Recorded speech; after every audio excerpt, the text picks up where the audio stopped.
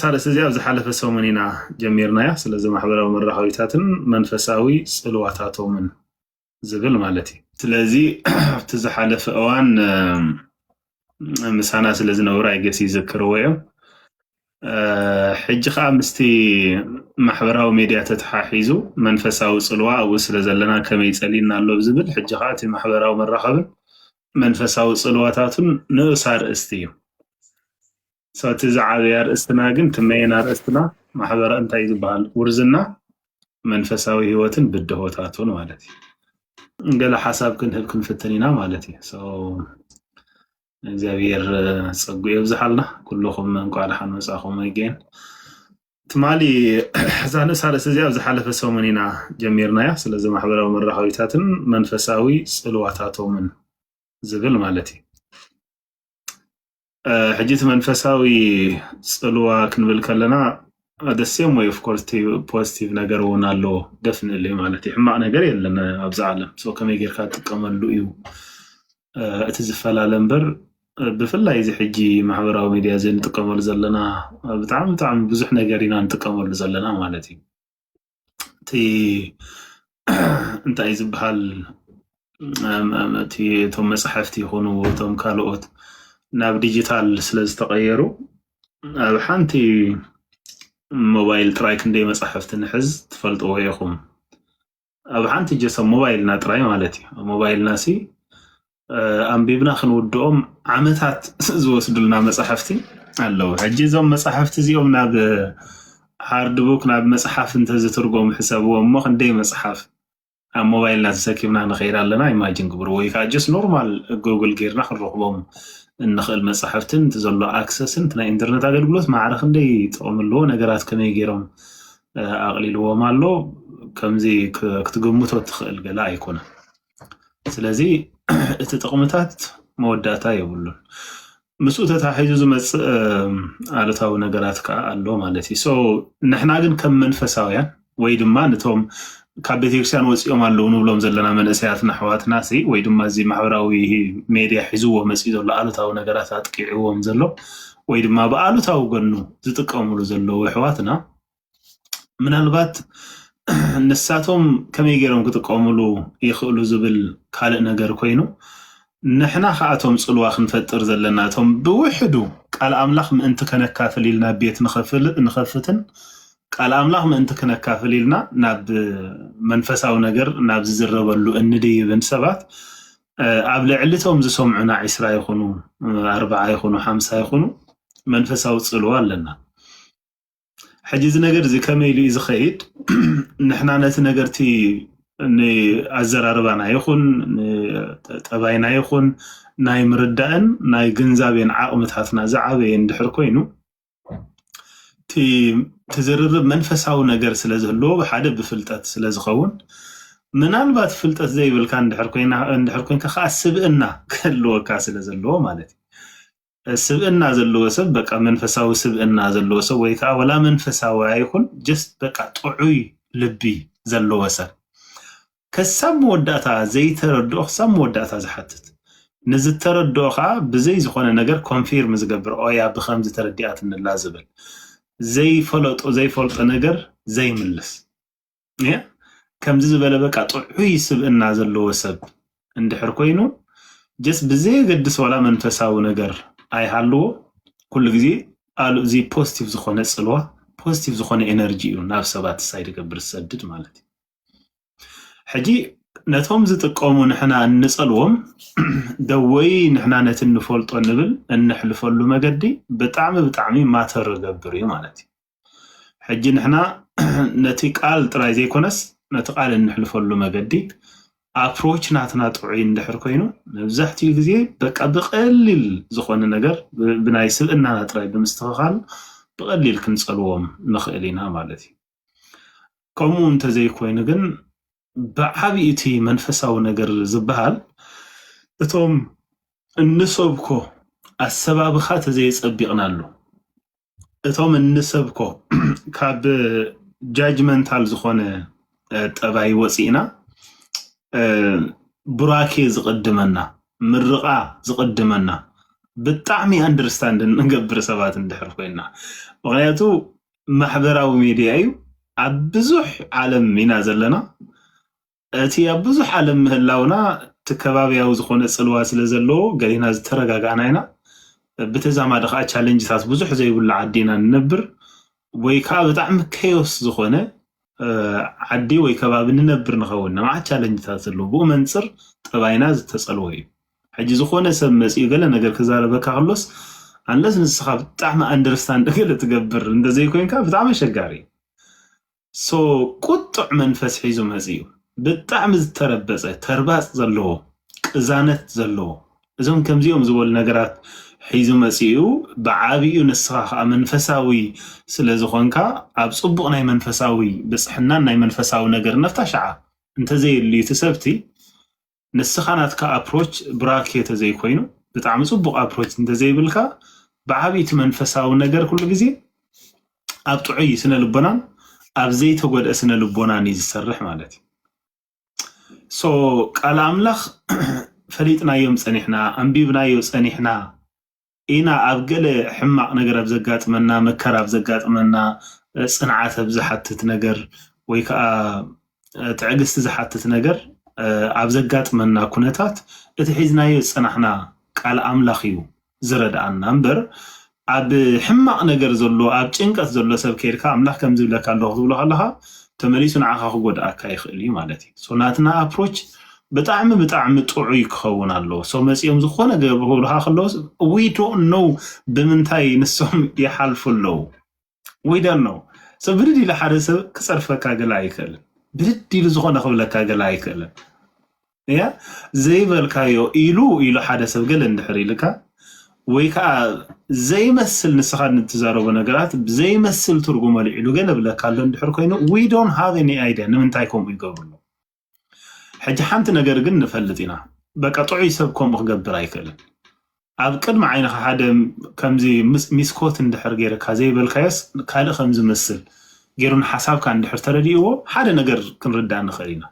ኣብ ኖርማል ሲቹዌሽን የለን ተሰብቲ ሕጂ ናይ ክርስቶስ ልቢ ኣለና እንድሕር ኮይና ኣብዚ እዋን ሕጂ እንታይ ክንገብር ንኽእል ኢና ነቶም ነገራት ኣይነጓሃሮምን ማለት እዩ ብውሕዱ ኦኬ ኣም ሶሪ ሓላፍነት ትወስድ መንፈሳዊ ብፅሕና ዘለዎ ሰብ መብዛሕትኡ ግዜ ሓላፍነት እዩ ዝወስድ ሕጂ ነቶም ዝመፁካ እንድሕር ተኸቲልካዮም መወዳእታ የብሎም ምክንያቱ ፀገም ንስኻ ይቦንካን እቲ ፀገም ኣብቲ ፀገም ዝፈጥር ዘሎ ሰብ ስለ ዝኾነ ነገራት ዝዕረዩ ንሱ እንድሕር ተስተኻኺሉ ጥራይ እዩ ስለዚ ሓደ ካብቲ ማሕበራዊ ሚድያ እዚ ከዓ ዲጂታል ዝኾነ መድረኽ እዩ ከመይ ኣለኻ ኣይትብሎን ሰላም ኣይትብሎን እቲ ብግብሪ ብኣካል ክትራኸብ ከለኻ ዘሎ ኤነርጂ ኣሎ ትራኸቦ ምርድዳእ ኣሎ ዓይን ንዓይኒ ክትረአየ ከለኻ ዝፈጥሮ ናይ ገዛእ ርእሱ ገለ ኣሎ ማለት እዩ እዚ ግን ካሊእ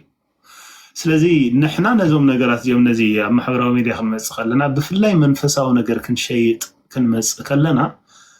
ቅድም ንሕና በቃ ስነ ልቦናና ብጣዕሚ ዝተዓረየ ስነ ልቦናና እቲ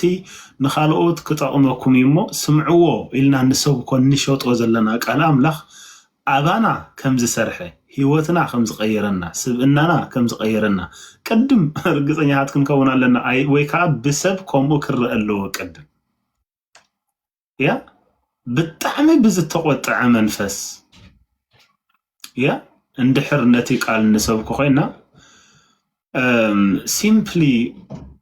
ሓደ ኣእምሮ ዝሓለወ ሰብ መፅኡ ክርእየካ ከሎ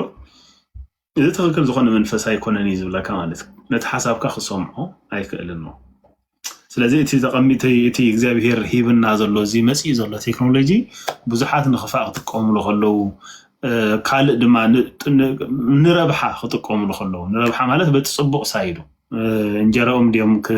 ክሰርሑ ኣሰር ተኸቲልና ቃል ኣምላኽ ክንሰብኽ ሓደር ኣለና እንድሕር ኮይኑ እዞም ኣሕዋተይ ንስኻ ዝዓረፍካሉ ቃል ኣብ ጥቓኻ ዘሎ ሓወኻ እንተዘይረኺቦ በቃ እሞ ነዚ እንዳረኣኻ እሞ ከዓ ቃል ኣምላኽ እንዳሃለወካ ክተካፍል እንዳኸኣልካ ከለኻ ስኢልካ ጎሲኻዮ እንድሕር ሓሊፍካ በቃ እዚ መርገም እዩ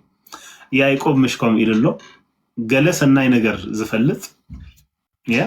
ሰናይ ነገር ዝፈልጥ ግን ዘይገብሮ ንዑ ሓጢያት ይኾኖ ምሽ ኢሉ ያዕቆብ ያ በቲ ንስኻ ዕሪፍካሉ ዘለኻስ ንሶም ምእንቲ ክዕርፉ በቲ ንስኻ ተማሒርካሉ ዘለኻስ ንሶም ምእንቲ ክመሓሩ ያ በትንስኻት ሓጉስ ካሉ ዘለኻ ብጎይታ በትቃሉ ተጸናኒዕ ካሉ ዘለኻ ንሳቶም ድማ ምእንቲ ክጸናነዑ ከም ትንስኻ ቃሉ ደግፍካ ደው ዊልካ ዘለኻ ንሳቶም ድማ ቃል አምላኽ ደግፍዎም ደው ክብሉ ምእንቲ ሂጅ ክብርለን ነቶም እቶም ክንገብሮ ዝግባአና ዝነበረ አገልገልቲ ኢና እቶም ዲያቆናት ኢና ንብል ሪኹም እቶም ካህናት ኢና ንብል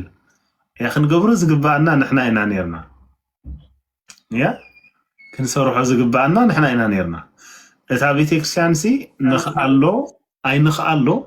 እታ ቤተክርስቲያን አገልገልቲ ኢኹም ኢላ ንዲያቆን እንድሕር ሸይማቶ ካህን ኢኻ እንድሕር ኢላቶ በቃቲ መወዳእታ ዘይብሉ ጎል ናይ ሓደ አገልጋሊ ኣብዚ ኸዶ ቃል አምላኽ ምስባኽ ኣብዚ ኸዶ እቶም ናይ አምላኽ ሰባት እቲ ናይ አምላኽ እቲ ናይ ኪዳን ህዝቢ ይብደል ከይህሉ ይወድቕ ከይህሉ ይስነፍ ከይህሉ ያዝከናኸኖ ሲኢኑ ተደርቢዩ ከይህሉ ያን ዓለም መስሓቅ ኮይኑ ከይህሉ እቲ ናይ ክርስቶስ ሰብነት አካል አመንዘራ ኮይኑ ከይህሉ ምክትታልን ምምጋብን መምራሕኒ ካብዚያ ወፃኢ ወላ ሓንቲ ነገር የብሉን ማለት ሕጂ ትኽጽዕርን ክደክምን ክወፅእን ከኣቱን ድራይቭ ክገብር ናብቲ ክኸይድ ነዳዲ ክመልእ ገለ ክገብር ዝግብኦ ዝነበረ ሰብ ሎሚ ኣብዛ ቤቱሲ ንእሽተይ ግዜ ረኺቡ በቃ ንእሽተይ ግዜ ረኺቡስ መፅኡ 20 ሚኒት or 30 ሚኒት ወይ ከዓ 40 ሚኒት ገለ ቃል ኣንቢቡስ ዘምሓተይ እስኪ ቃል ኣምላኽ ከካፍለኩም ንዕስ ዘምሓተይ ኢሉ ከካፍለሉ ዝኽእል ዕድል እንድሕር ረኺቡስ ቀዳማይ ክጥቀመሉ ዝግብኦ ዝነበረ እቶም አገልገልቲ ንሕና ኢና ማለት unfortunately እዚ ኣይኮነን መን ሓሊፍና ተወለዶ መን ሓሊፍና ተንኣሓትና ተንሕዋትና እቶም ሕዋትና ሓሊፎም ቃል አምላኽ ወላ ሓንቲ ገለ ዘይፈልጥስ ምስ ፕሮቴስታንት ክካትዑ ምስ ገለ ክካትዑ ወላ ኣብ ገሊኡ እኮ ወላ ሓንቲ ገለ እኮ እዮም ዘይፈልጡ እጂ ትምህርቲ ቤተክርስቲያንና እቲ ጴንጤ ስለ ዝበሎ ጥራይ ጴንጤ ካብ ዝብሎ ደኣ እሞ ትምህርቲ ቤት ናትና ክኸውን የብሉን ማለት እዩ ናትና ኣይኮነን ማለት ኢሉ ሓደ ጊዜ ትምህርቲ ቤተክርስቲያን ቶም ኦርቶዶክስ እኮ ንትምህርቲ ቤተክርስቲያን ናት ክቃወምዎ እጂ ቅንዓት እዩ ማለት መንፈሳዊ ቅንዓት እዩ ርኢኹም ካብናትና ስለዘየገልገልና ስለዘይሰራሕና ካብናትና ዘይምግጋይ ናቶም ምግጋይ ይበልጽ اليوم ناتهم مججاي يبلس ناتهم حقنا يبلس اليوم زي تجاجنا سلا زي قلقلنا زي ودقنا سلا زي قلقلنا نحنا يا سلا زي قلقلنا جن بق قنئي سلا زلو زمنا ኢትዮጵያውያን ሊቃውንት خبز ተቆምሉ ሊቃውንት ገለመለ ዝባሉ ኣብ ቲክቶክ ትረኽቡ መነኮሳት ኣብ ቲክቶክ ትረኽቡ ተኣኻኺቦም ቃል አምላኽ ከገልግሉ ሕቶናይ ህዝቦም ክምልሱ أبانا يتراويان كندي قش لنا في تيك توك حجب على أنا حجينا جميرنا لايف موسى ترى حجينا جميرنا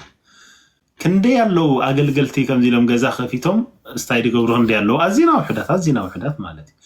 قنت قمون دحرينا يوقل أي ما جن مالت حجي 8 سب مالت على حدا بيت يكسيان قداسي يتسرع كلها حجي 8 سبات مش سمعون لهم قليل بركات هيكونن እቲ ህዝብ ድማ ክርስቶስ ዋጋ ዝኸፈለሉ እግዚአብሔር አቦ ወዱ ዘሃበሉ ያ ክንድዚ ዘአክል መስዋዕት ዝቀረበሉ ሰብ ስለዝኾነ 80 ዶ 100 ገለ ትብልዎም ሰባት ግደፍዎም 15 ሰባት ኣብዚ ሰዓት እዚ ኢንተርቴይንመንት ገዲፎም ካል ጫውጫውታ ናይ ዓለም ገዲፎም ያ ካል ምዝንጋዕ ገለ ገዲፎም ማለት ተሰብ በስራሕ ይዝውዕል ክዘናጋዕ ይድልዩ ኣብ ገሊኡ ደኺሙ ዝውዓለ አካሉ ክዘናጋዕ ይድልዩ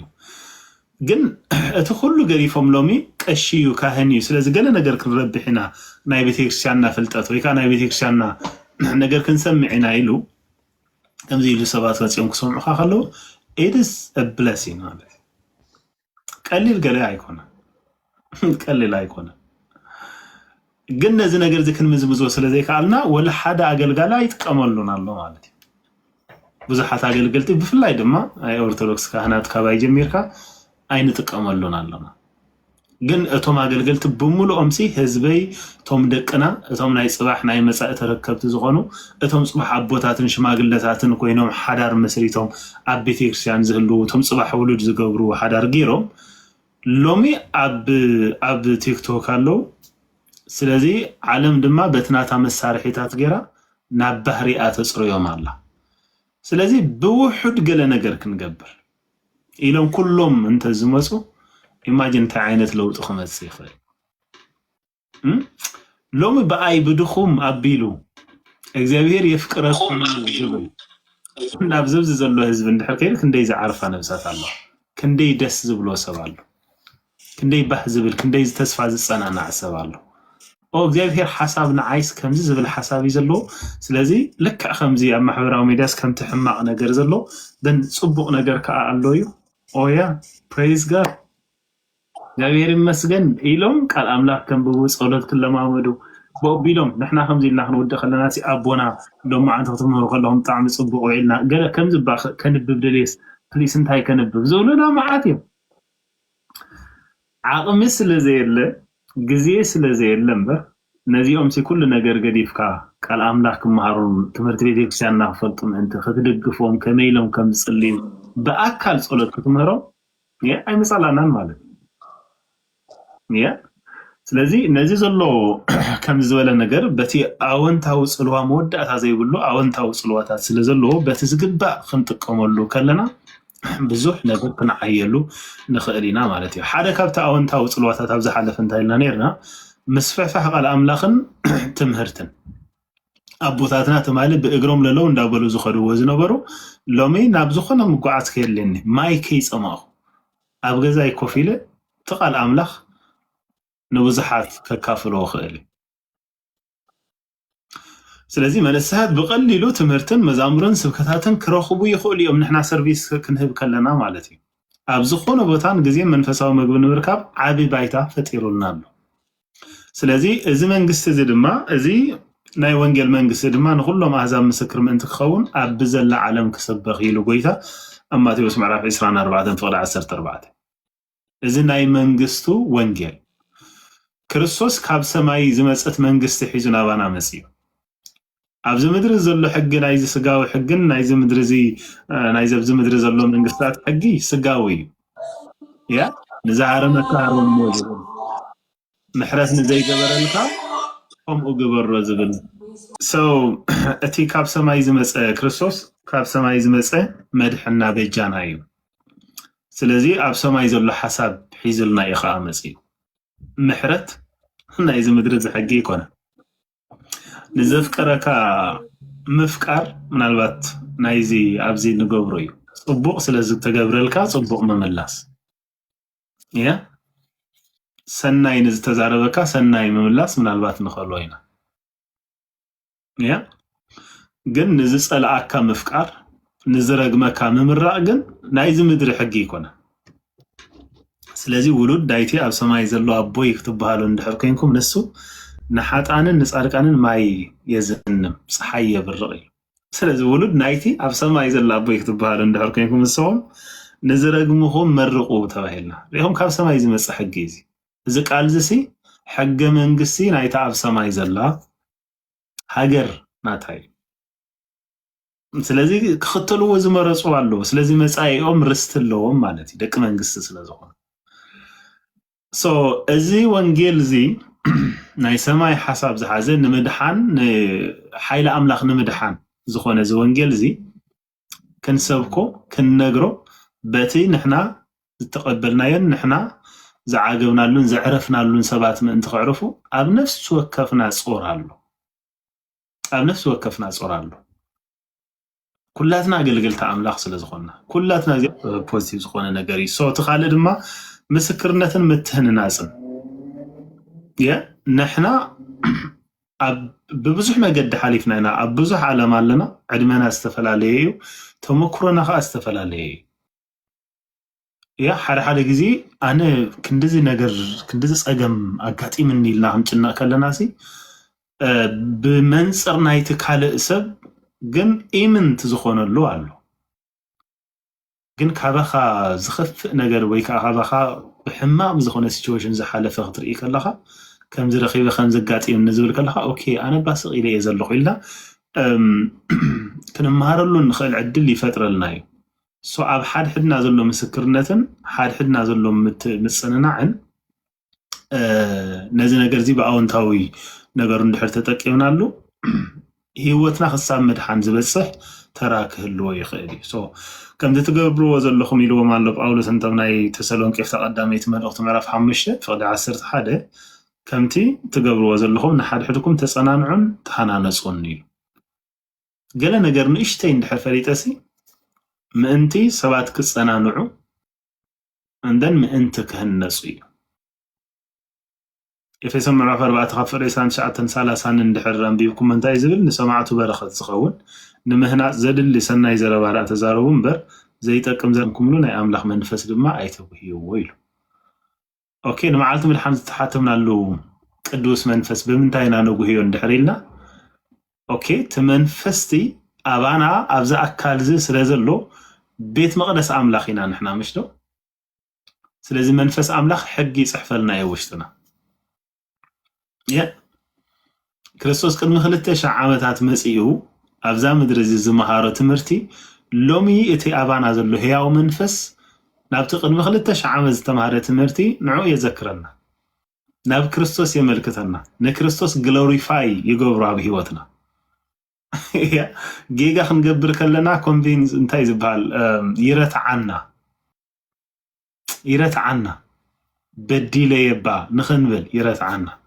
ናብ ሰናይ ዘበለ ነገር ይመርሓና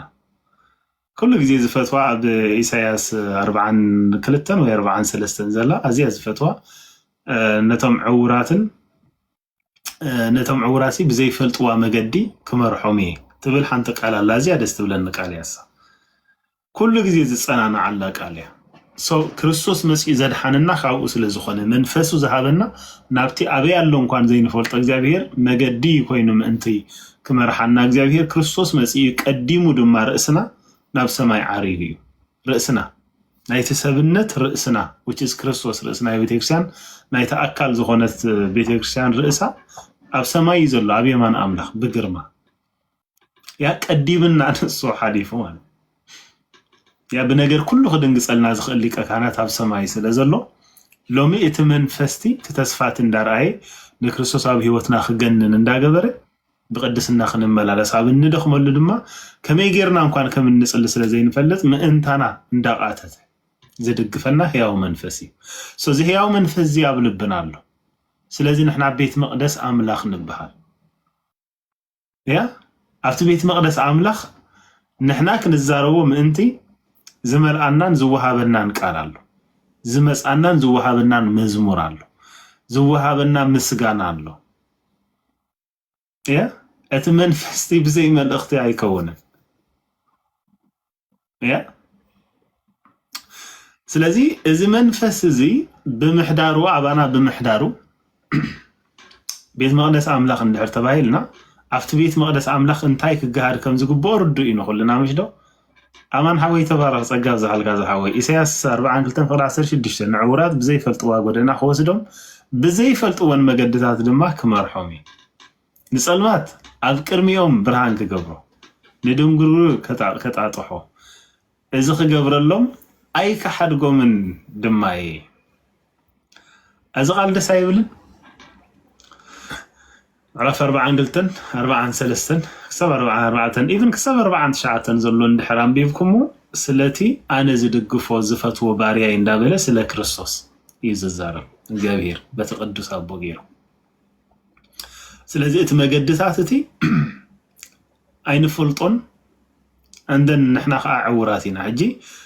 ሓደ ሰብ ንኽጸድቕ ባዕሉ ንኽጸድቕሲ ዕውር ኮይኑ እንደገና ነቲ መገዲ ዘይፈልጦ ኮይኑ ረሓቕ እግዚአብሔር ካባና ካብ ግምት እትወሞ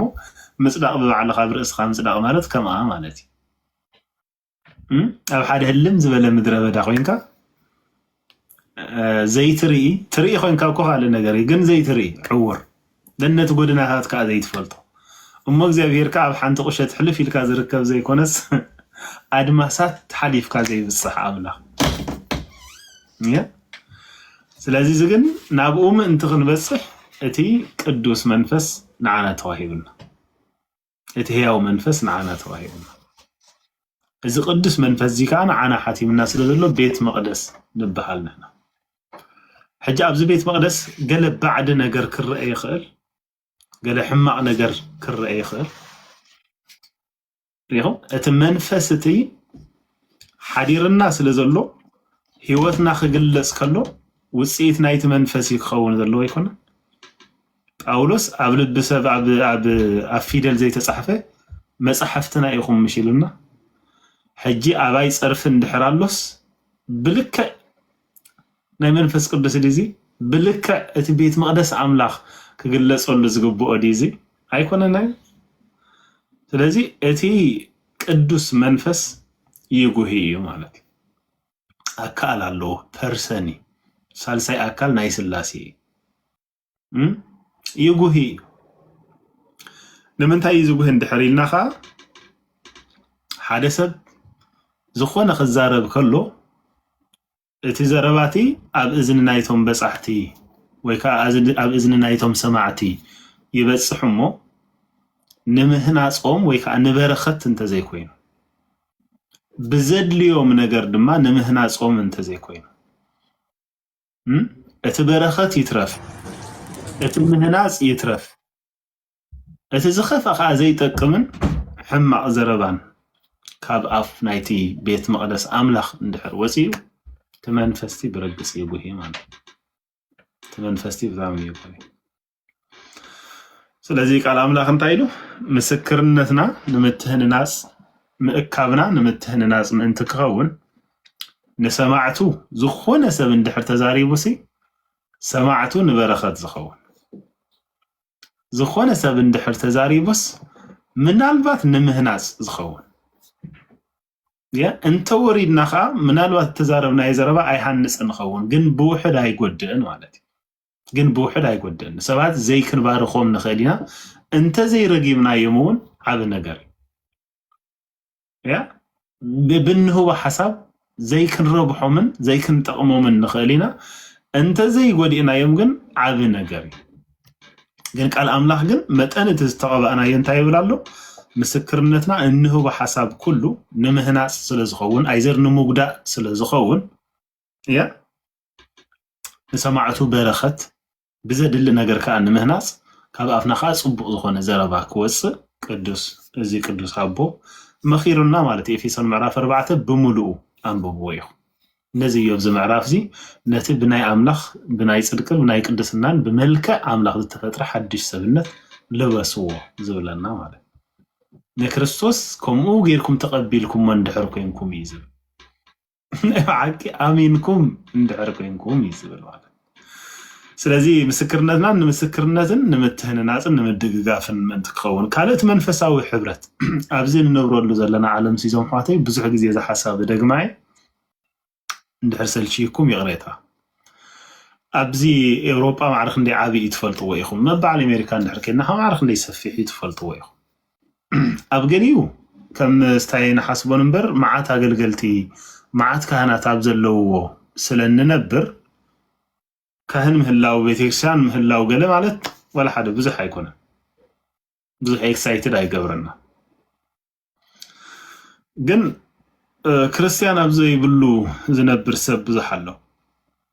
ኣብ በዓል ስዑድ ዓርብ ዝነብራ መንፈሳዊ ኣምልኾ ካብ ዝገብራ ቤተክርስቲያን ካብ ዝኸዳ ካብ ዝቕበላ ሰብ ኣካል ፊዚካሊ ደው ኢሉ ክሰብኽ ካብ ዘይርኢ 5 ዓመት 6 ዓመት ዝኾነን ሰባት ኣሎ 10 ዓመት ዝኾነን ሰባት ኣሎ ሎም ንስኻ ጎሲኻ ትኸይድ ስጋ ወዲ ኣምላኽ ማኣዲ ጎይታ ሃረር ዝብልኦ ማለት እዩ ተነሲሄን የን ገለጌረን ብዝተኻለ መንፈሳዊ ነገርን ገይረን ኸዳየን ግን ክእከባሉን ሕብረት ኣሕዋት ዘለዎ ወይ ከዓ ቤተክርስቲያን ስለ ዘይብለን ጥራይ ዝሃንቀው ዝብልኦ ብዙሓት ኣሕዋት ኣለዎ ያ እቲ ንሕና ቤተክርስቲያን ኣለና ካህን ኣለና ጎሲናዮ ንኸይድ ነገር ርኢኹም ብዙሓት ኢና ኣብ ብዙሕ ቦታ ንሕና ብሕብረት ክንማምቕ ከለና ሓደ ግን ካብ ሕብረት ወፃኢ እዩ ዘሎ ስለዚ በዚ ዝተረኽበ ዲጂታላዊ ዝኾነ መድረኽ ክንእከብ ከለና ንምድግጋፍን ሕብረትና ንምጥንካርን እዩ ዝኸውን እቲ ኣብ ውሽጢ ሕብረት ዘሎ ሰብ ድማ ንኽህነጽ ይገብር እዩ ማለት እዩ ቃል ኣምላኽ ክልተ ወይ ሰለስተ ኮይኖም ብስመይ ኣብ ዝተኣከብሉ ኣነ ኣብኡ ኣብ ማእከሎም እየ ኢልና ኣሎ ይኮነ ማቴዎስ ምዕራፍ 18 ጎይታ ክልተ ወይ ሰለስተ ብስመይ ኣብ ዝተኣከብሉ ስለዚ ነዞም ከምዚኦም ዝበሉ ኣብ ፍቑደ ከተማታት ናይ ኤውሮጳ ፍቑደ ንኣሽቱ ከተማታት ቤተክርስቲያን ዘይብለን ኣገልገልቲ ዘይብለን እኳ ብዙሕ ሓበሻ ከይተረፈ ዘይብለን ሓበሻ ሪኢኻ ኤክሳይትድ ትኾነሉ ገለ ማለት እዩ ክሳብ ክንዲዚ ኣብ ጽምዋ ዘለዉ ሰባት ስለ ዘለዉ እዚ ከም ዝበለ ምትእኻብ በቲ ዝግባእ መገዲ በቲ ሄልዚ ዝኾነ ወይ እንድሕር ተጠቂምናሉ ብጣዕሚ ንብዙሕ ክንረብሕ ንኽእል ኢና ሶ ከመይ እንታይ ንግበር ኣብ ዝብል ሓሳብ እቲ ጽልዋ ኣብቲ መንፈሳዊነት ናይቶም መንእሰያት ገለ ፖዚቲቭ ዝኾነ ጽልዋ ምእንቲ ክንገብር ሲ እቲ ቃል ኣምላኽ ክብሪ ናይቲ ቃል ኣምላኽ ዕብየት ናይቲ ቃል ኣምላኽ ከዓ ተረዲእና እንድሕር ኣሎ ኮይኑ እቲ ሓንቲ ተኸታታልነት ዘለዎ ኮንሲስተንሲ ዘለዎ ኣገልግሎት ምግባር እያ መብዛሕትኡ ግዜ ሲ ሕልፍ እንዳበልና ምሽ ቃል ኣምላኽ ንሰምዕ ኢና ኣብ ሰሙን ሓደ ግዜ ቃል ኣምላኽ ትሰምዕ እንድሕር ኮንካ ኣብ ክልተ ሰሙን ሓደ ግዜ ቃል ኣምላኽ ትሰምዕ እንድሕር ኮንካ ከምቲ ኣብ ቤተክርስትያን ኣብ ሓደ ሰሙን እትኸዶ ወይ ከዓ ኣብ ሓደ ወርሒ እትኸዶ ቃል ኣምላኽ ንምንባብ እውን ሳሕቲ ገለ ነገር ትገብር እንድሕር ኮንካ ሲ ከምዚ ጨሪሽካ ንኸይትጠፍእ ኢኻ ገለ ነገር ትገብር ዘለኻ እምበር እዞም ምስ መንፈሳዊ ነገሮም ዝምልከት ምስ ጸሎት ምስ ቃል ኣምላኽ ምንባብ ኣብ ሕብረት ኣሕዋት ኣብ ምኻድ ኣብ ቤተክርስትያን ኣብ ምኻድ ተተሓሒዙ ተኸታታልነት ዘይብሉ ኮንሲስተንሲ ዘይብሉ ነገር እንድሕር ኮይኑ ንባህርና ክገዝኦ ኣይክእል ባህርና ክልወጥ ኣይክእልን መብዛሕትኡ ግዜ ኣብዚ ማሕበራዊ ሚድያ ሕጂ ነዚ ክንቆፃፀሮ ገለ እንድሕር ኮይና ቀጻልነት ዘለዎ ተኸታታልነት ዘለዎ ሰዓቱ ዝተፈልጠ ግዚኡ ዝተፈልጠ ኣገልግሎት ክንህብ ኣለና ነቲ ዝሰምዕ ከይተረፈ ጋይድ ክንገብሮ ንኽእል ምናልባት ንሕና ብቅርፂ ዝሓለወ ቅርፁ ዝሓለወ እከለ ኣብዚ መዓልቲ የገልግል እከለ ኣብዚ መዓልቲ የገልግል ወይ ከዓ ሰኒ ወይ ረቡዕ ወይ ሓሙስ ከምዚ ንዝብል ኣርእስቲ ሒዞም ዝወፅኡ ኣሕዋት ኣለዉ ዝበሃለሉ ዕድል ክንፈጥር ኣለና እዞም ኣሕዋት ኢቨን ዋላ እቲ መንፈሳዊ ክርክር ዋላ እንድሕር ኮይኑ ምስ ፕሮቴስታንት እንዛረቦ ይኹን ካልእ ይኹን ንሕና ኤነርጂናትና ምእንቲ ከይንውድእ ምናልባት ነቶም ዝለዓሉ ኣርእስቲ እውን ኣንቢብናሎም መፂናስ ንረብሓ ምእንቲ ክኸውን ትምዝራብስ ንረብሓ ምእንቲ ክኸውን ዝተፈልጡ መዓልታት እንድሕር ኮይኖም እዚ ማሕበራዊ ሚድያ ንጥቕምና ክነውዕሎ ንኽእል ኢና ያ ኣብ ሓደ መዓልትስ እንታይ መደብ ኣሎ ኢልና ፈሊጥና ክንኣቱ እንድሕር ክኢልና ማለት ሕጂ ንሕና ኢና ነቲ ነገር ንመርሖ ዘለና ንሕና በዓልና ኢና ነገራት ብዝመደብናዮ ንኸይድ ዘለና ማለት እዚ ነገር እዚ ምስ ኢለ ሓደ ሰብ ናብ ቲክቶክ እትው ኢለ ኣነ እቲ ኣብ ቲክቶክ ዘሎ ኣበይ ከም ዘሎ ዘይፈልጦ ንሱ ድራይቭ ዝገብረኒ እንድሕር ኮይኑ ግን ጥፍኣትና መወዳእታ ይብሉ ኣብታ መዓልትኻ ንስኻ ከም ዝመደብካዮ ይኮንካን ክትከይድ ስለ ጸሎት ክምህር ኢለ መፅአ ኣነ ሎሚ ምስ ፕሮቴስታንት ኣሕዋተይ ክካታ እንድሕር ውዒለ ንሓደ ሰብ ወይ ከዓ ናይ ሓደ ሰብ ቪድዮ ወይ ናይ ሓደ ሰብ ትምህርቲ ክከታተል ኢለ ኣቴ ኣብዚ ገዛ ዝሰማዕኽዎ ርእስቲ ንሱ ክሰምዕ እንድሕር ውዒለ እቶም ኣብ ዙርያይ ዘለዉ ወይ ከዓ እቲ ኣብ ሞባይለይ ዘሎ ወይ ከዓ እቶም ዝሰምዖም ዘለዉ እዮም ዝመርሑኒ ዘሎ ክንደይ መዓልቲ ኢኹም ዞም ኣሕዋተይ ክትሰምዕዎን ክትገብርዎን ካብ ዝደለኹም ተሰናኺልኩም ኣብ ማሕበራዊ ሚድያ ጥራይ ወይ ክንዘራረብ ወይ ክንካታዕ ወይ ገለ ነገር ክንሰምዕ ሕማቕን ጽቡቕን ክኸውን ይኽእል እዩ ነዊሕን ሓፂርን ክኸውን ይኽእል እዩ ግን ማዕረኽ እንደና ካብ መደብና ብቐሊሉ እንዘናበል ሪኢኹም ስምዒታትና ዝቆፃፀርዎ እቶም ኣብ ዙርያና ዘለዉ ሰባት እዮም ዝኾኑ ከምኡ እንድሕር ኮይኑ ማለት እዩ ኣነሲ ብድድ ኢለ ብዝገበርክዎ ንኣምላኸይ ኣመስጊነ ዘይገበርክዎ ድማ ንፅባሕ መዲበ ከምዚ ክገብር ኢለ ስብእናይ ሓልየ እንዳኸድኩ ብሰላም ወፅየ ሻሂ ሰትየ ቁርሰይ ቆሪሰ እንዳኸድኩ ከለኹ ብዘይ መደብ ኣብ ዝኣተኻዮ ቲክቶክ ሂወትካ ርብሽ ከብል ዝኽእል ኣእምሮኻ ርብሽ ከብል ዝኽእል ገለ ነገር እንድሕር ሰሚዕኻ ሲ ናይ መን ችግር እዩ ዝኸውን ዘሎ እዚ ነገር እዚ ያ ውፅኢት ናይቲ ብዘይ መደብ መኻድካ እዩ ዝኸውን ዘሎ ማለት ስለዚ ኣብ ዙርያኻ ዘለዉ ሰባት ንስምዒትካ ድራይቭ ይገብርዎ እቲ ጉዳይ ዋና ነብሱን ዋና ስምዒቱን ንስኻ ኣይትኸውንን ያ ዋናታት ስምዒቱን ስምዒታትና እንድሕር ኮይና ኢና ዕውታት ንኸውን እንተዘይ ኮይኑ ግን ሓደ ሰብ ብድድ ኢሉ ሎሚ ስለዝመጎሰካ ተሓጒስካ እንድሕር ውዒልካ then trust me the next day ሓደ ሰብ ንኮኻ ክረግመካ እዩ ምክንያቱ ኣብቲ ሜድያ ብዙሕ ሰብ እዩ ዘሎ ክረግመካ እዩ ደን ጉሂኻ ክትውዕል ኢኻ ስለዚ ንስኻ ዋና ናይ ነብሱ ኣይትኸውንን ማለት እዩ ስምዒታትካ ዝውስንዎ ካልኦት እዮም መን ምዃኖም እንኳን ኣይትፈልጦም ያ ምንጭ ናይ ሓጎስካ ንስኻ ይኮንካን ዝሰራሕካዮ ግብርኻ ዝተማሃርካዮ ዘሳኻዕካዮ ገለገለ ንሱ ይኮነን ምንጭ ሓጎስካ ኖ ኣብ ዙርያኻ ዘለው ዲጂታል ዝኾኑ ሰባት ዘይትፈልጦም እዮም ሶ ዋና ናይ ገዛ ርስኻን ዋና ስምዒታትካን ኣይትኸውንን ማለት እዩ እዚ ከዓ